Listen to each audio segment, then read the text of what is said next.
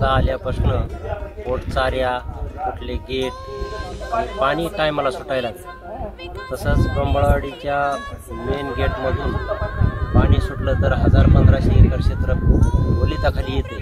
कंबळवाडी गावातील जवळजवळ 5 किलोमीटरमध्ये त्यांनी 10-11 चाऱ्या बसविल्या।